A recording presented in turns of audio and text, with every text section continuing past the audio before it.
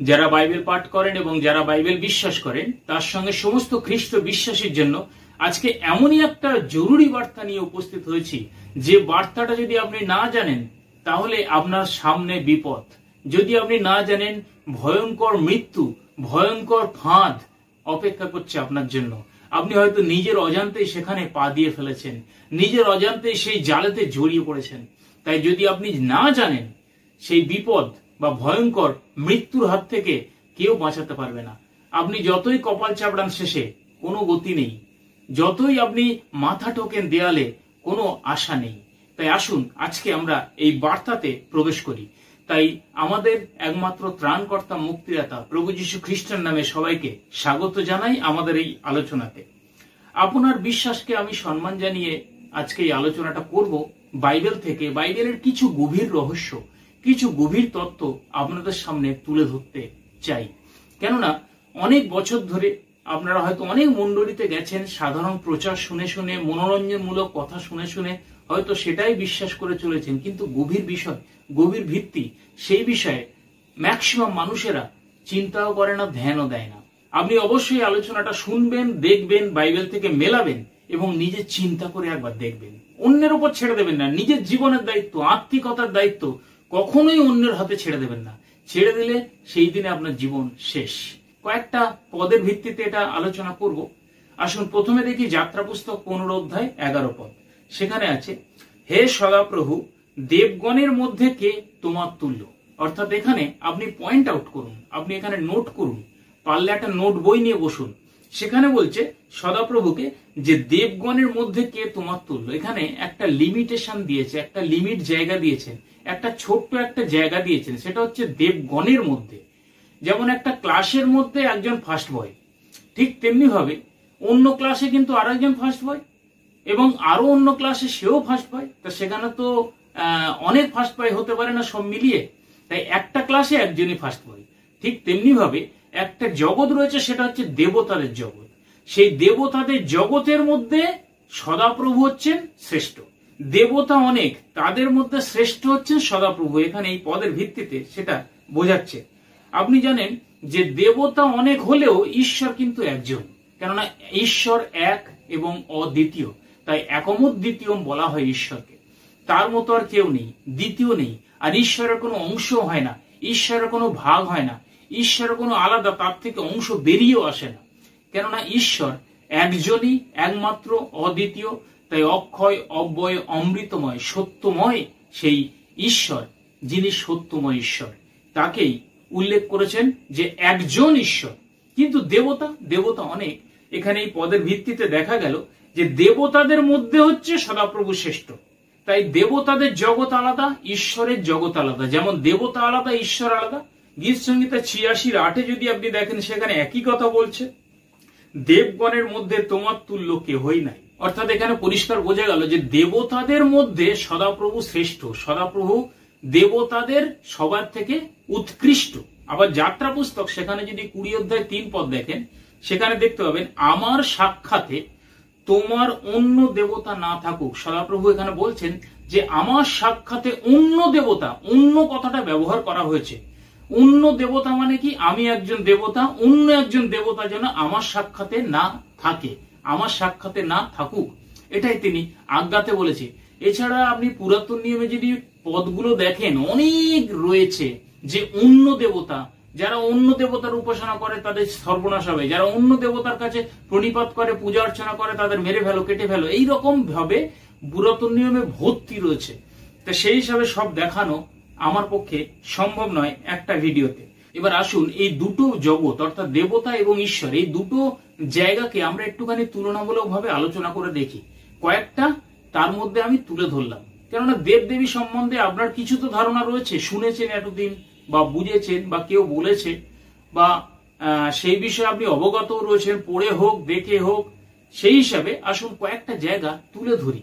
প্রথম, হিন্দু মতে ইন্দ্র আকাশের দেবতা, তার অস্ত্রের মধ্যে আছে ধনুর্বাণ ও অঙ্কুশ। আপনি যদি বাইবেলের দ্বিতীয় বিবরণ 32:41 দেখেন, সেখানে দেখতে পাবেন সদাপ্রভু আপন খড়গ বর্জে শান দেন। মানে সদাপ্রভু নিজের তরবারি বর্জে মানে বাজ শান দেন। আবার যদি 42 পদ দেখেন সেখানে দেখতে পাবেন নিজ বান সকল মত্ত করিব রক্ত পানের জন্য, অর্থাৎ সদাপ্রভুর যে বান, নিজের বান, সে রক্ত পানের জন্য মত্ত করিব। তাহলে ইন্দ্রের যে অস্ত্র রয়েছে, ধনুর বান রয়েছে এবং সদাপ্রভুরও বান রয়েছে, এটা মিল রয়েছে। আবার 2 নম্বর বিষয় দেখি, ইন্দ্রের তরবারির নাম পারন্দ, তার মানে এর থেকে বোঝা যায় যে ইন্দ্রের তরবারি ছিল। আর 42 পদ অর্থাৎ দ্বিতীয় বিবরণ তার 32-এর 42 পদ যদি দেখেন, লেখা আছে সদাপ্রভুর খড়গ, খড়গ মানে তরবারি একই, সদাপ্রভুর খড়গ মাংস ভক্ষণ করিবে, অর্থাৎ এখানে সদাপ্রভু তারও খড়গ রয়েছে, তারও তরবারি রয়েছে, সেটা মাংস ভক্ষণ করিবে, সেই বিষয়ে এখানে উল্লেখ করা রয়েছে। ইন্দ্রেরও তরবারি রয়েছে, সদাপ্রভুরও তরবারি রয়েছে। আবার 3 নম্বর বিষয় দেখি, ইন্দ্র বাজকে অস্ত্র হিসাবে ব্যবহার করেন। ইন্দ্র, দেবরাজ ইন্দ্র যাকে বলা হয়, সে বাজকে বা বজ্রকে অস্ত্র হিসাবে ব্যবহার করেন। আবার এখানে দেখুন যে যদি 41 পদ দেখেন, সেখানে যদিও আগে উল্লেখ করেছি দ্বিতীয় বিবরণের 32-এর 41, বলছে খড়গ বাজে শান্তি, অর্থাৎ তারও সেই খড়গ বাজ রয়েছে। অর্থাৎ ইন্দ্র যেমন এখানে লেখা রয়েছে যে ইন্দ্র হচ্ছে বাজকে অস্ত্র হিসাবে ব্যবহার করে, এখানেও সদাপ্রভু সেই বাজকে অস্ত্র হিসাবে ব্যবহার করে, শান দেওয়ার কথা তাই বলছে। 4 নম্বর, ইন্দ্রের ধনুকের মধ্যে 7 রং থাকায় আকাশের রং ধনুকে বলা হয় ইন্দ্রধনু। অনেকে বলে যে আকাশের রং ধনুকে ইন্দ্রধনু বলে, কেননা সেই যেটা মেঘধনু আমরা জানি তার 7টা রং দেখা যায়।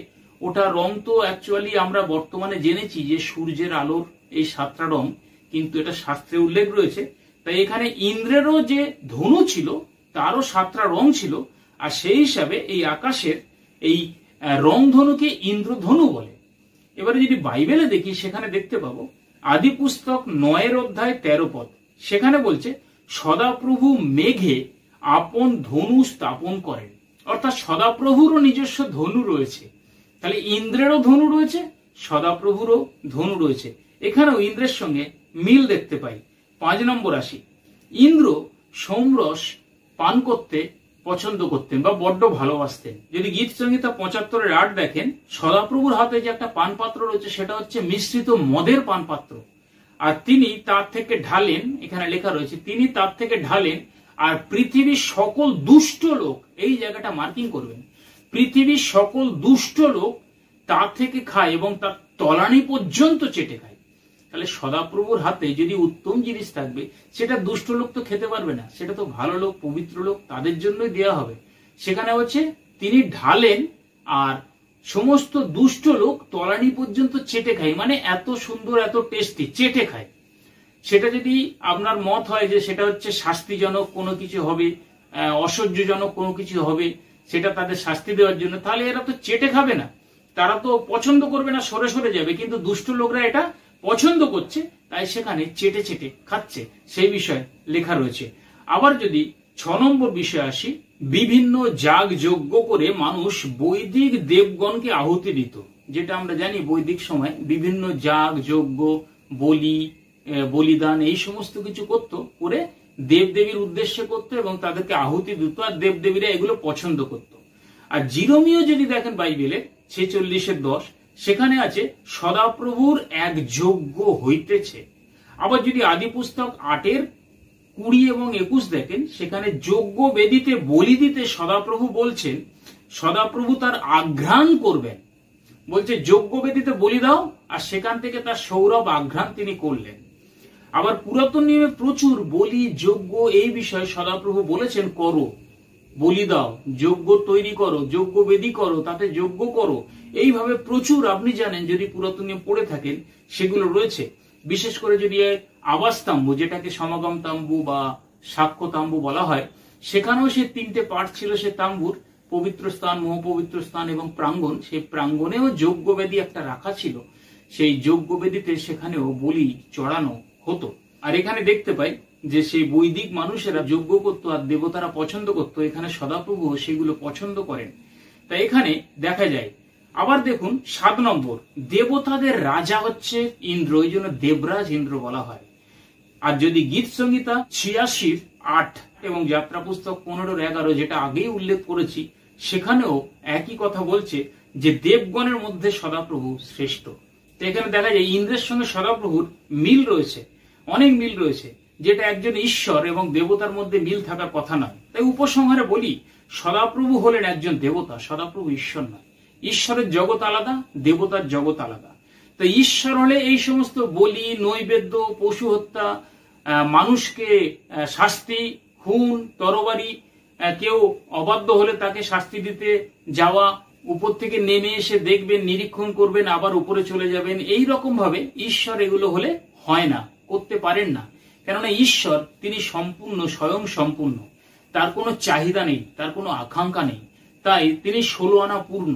এক গ্লাস জল যদি তাতে এমন জল দেওয়া হয় সে গ্লাসের মধ্যে যে আর এক ফোঁটাও বেশি দিলে সে উপচে পড়বে, গ্লাস ধরে রাখতে পারবে না, তদ্রূপ তিনি পূর্ণ, তার কোনো চাহিদা আকাঙ্ক্ষা থাকতে পারে না। কিন্তু দেবতাদের অনেক চাহিদা আকাঙ্ক্ষা রয়েছে, আর সদাপ্রভুর মধ্যে সেটা প্রকাশ পেল। সুতরাং সদাপ্রভুকে আপনি যারা বা যতজন ঈশ্বর বলে দাঁড় করিয়ে রেখেছেন, গ্রহণ করেছেন, তার আরাধনা করে চলছেন, আপনার কোনো ভয়ের কারণ নেই। আপনি যদি সেই রকম ভাবে চলেন তাহলে মৃত্যুর পরে তার জগতেই যাবেন। আর তার জগৎ অরিজিনাল স্বর্গ নয়, সেটা দেবতাদের জগৎ, সেটা হচ্ছে ঈশ্বরীয় জগৎ নয়, সেটা স্বর্গ নয়। তাই এখানে সত্য ঈশ্বরের সন্ধান করতে গেলে যদি আপনি এখানেই থেমে থাকেন, তাহলে এর ওপরে আপনার চিন্তা, আপনার ভাবনা, আপনার আত্মিকতা কখনোই উঠতে পারে না। সেই হিসাবে সত্য ঈশ্বরের সন্ধান করতে গেলে এই জিনিসগুলো ছাড়তে হবে, যেগুলো হচ্ছে ক্ষুধা, তৃষ্ণা, জরা, মৃত্যুর দ্বারা গ্রাসিত। এই চ্যানেলের অনেক ভিডিও রয়েছে, সেগুলো যদি আগের গুলো দেখে না, বাইবেলের অনেক বিষয় রয়েছে, অনেক তথ্য সত্য রয়েছে, যেগুলো মানুষ ধরতে পারে না, হিন্স দিলেও ধরতে পারে না, ওই জন্য সরাসরি বলতে হয়। তাই ঈশ্বরীয় জগতে যেতে গেলে ঈশ্বরের আরাধনা করতে হবে, ঈশ্বরকে চিনতে হবে, যেটা সত্যময় ঈশ্বর, যেটা যীশু খ্রিস্ট প্রকাশ করেছেন একমাত্র সত্যময় ঈশ্বর বলে। তাই তিনি বলছেন যে ঈশ্বরকে কেউ দেখেনি, আর পুরাতন নিয়মে প্রায় সবাই সদাপ্রভুকে দেখেছে, সদাপ্রভু তাদের দর্শন দিয়েছে। তাহলে এখানেই তো তফাৎ। আপনি কবে বুঝবেন এগুলো? যীশু খ্রিস্ট অনেক উদাহরণ দিয়েছে, এই চ্যানেলের অনেক ভিডিওতে সেগুলো উল্লেখ করা রয়েছে। আপনি সেগুলো দেখলে আপনি অনেকটা বুঝতে পারবেন এবং প্রকৃত সত্য ঈশ্বরের সন্ধান করতে পারবেন। আর প্রকৃত ঈশ্বরের সন্ধান সবাই করতে পারে না, কেননা সত্যের আকাঙ্ক্ষা, সত্যের পিপাসা সবার নেই, থাকতে পারে না। তাই সত্যের ঘরের লোক খুব কম, যা যীশু খ্রিস্ট বলেছেন যে বিনাশে যাইবার পথ যেমন প্রশস্ত, আর সেখানে অনেক লোক যায়, কিন্তু জীবনে প্রবেশ করার পথ খুব সংকীর্ণ বা সরু, আর সেখানে কম লোক প্রবেশ করে। তাই সত্যের ঘরের লোকও কম হবে। তাই যে খ্রিস্টের মেষ, যেটা যীশু বলেছেন, যে আমার মেষ সে আমার রব জানে। তাই মেষেরা অবশ্যই সত্যের রব জানবে, সত্যের সঙ্গে যোগযুক্ত হবে, সত্যকে গ্রহণ করে সত্যের পরিচয় পাবে। তাই সত্য জানার জন্য আপনি যদি অনেক দূর পর্যন্ত দৌড়াতে হয় তাও যান। মিথ্যা সহভাগিতায়, মিথ্যা ফেলোশিপ, মিথ্যা মন্ডলীতে গিয়ে এই দেবতাদের জগৎ পর্যন্ত আপনার ডেস্টিনেশন হয়ে থাকে, তাহলে এতদিনের পরিশ্রম তো বৃথা। তাই সত্য ঈশ্বরের সন্ধান আপনি এখানে দাঁড়িয়ে কখনো পেতে পারেন না, কেননা যে সত্য ঈশ্বরের সন্ধান দেবেন সে যদি নিজেই না জানে কি করে দেবে। তাই সাধু সাবধান, সত্যান্বেষী হুঁশিয়ার।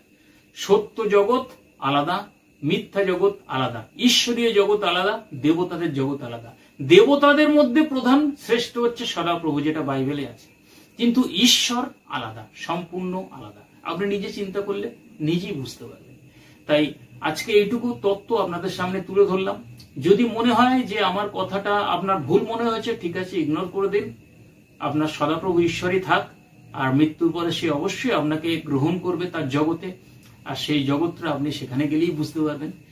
আর এর পরে রয়েছে ঈশ্বরীয় জগৎ। যদি সত্য ঈশ্বরের সন্ধান আপনি করতে চান, তাহলে অবশ্যই আমাদের সঙ্গে যুক্ত হন, যোগাযোগ করুন এবং সঙ্গে থাকুন, সহভাগিতে আসুন, অবশ্যই জানতে পারবেন। আশা করি প্রভু আমাদের সহবর্তী হয়েছেন এবং হবেন, এবং আমাদের উপযুক্ত বুদ্ধি দেবেন, যাতে আমরা প্রকৃত সত্যর রবকে চিনতে পারি, বুঝতে পারি। এই বলে আজকে আলোচনা এখানে শেষ করছি। প্রভুর মহান আমিন। ধন্যবাদ।